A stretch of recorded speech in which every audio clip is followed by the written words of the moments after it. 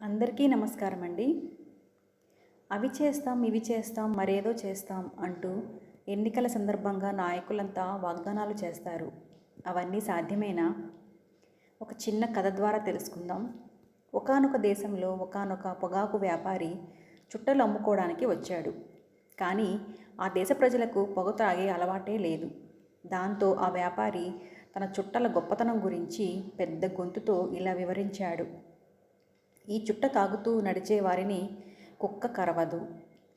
అతడింటికి దొంగలు రారు. దీన్ని తాగేవారికి ముసలితనం రాదు. ఇది నిజంగా నిజం. ఆ దేవుడి మీద ఒట్టేసి చెబుతున్నాను అన్నాడు. దాంతో ఆ జనాలంతా ఆ చుట్టన్ని ఎగబడి మరీ కొనుక్కున్నారు. 1 సంవత్సరం గడిచేసరికి ఆ పొగాకు వ్యాపారి వద్దకు ఓ వ్యక్తి నీరసంగా వచ్చాడు. అతడు ఆ వ్యాపారిని ఉద్దేశించి, ఎలాగైనా చుట్టల్ని అమ్మాలని దేవుడి మీద ఒట్టేసి అబద్ధం చెప్పావు కదా అన్నాడు కోపంగా.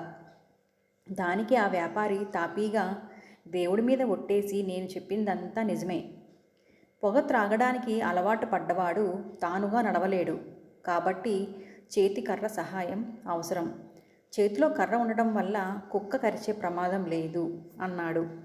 పొగ త్రాగేవాడు నిద్రపట్టక రాత్రి పగలు దగ్గుతూ కాలక్షేపం చేస్తాడు కనుక అతడి ఇంటికి ఏ దొంగ రాడు అన్నాడు. పొగ త్రాగేవాడు చిన్న వయసులోనే పోవడం జరుగుతుంది కనుక ఆ వ్యక్తికి ముసలితనం రావడం అంటూ ఉండదు అని వివరించాడు. ఆ మాటలు విన్న వ్యక్తి ఆశ్చర్యపోయాడు.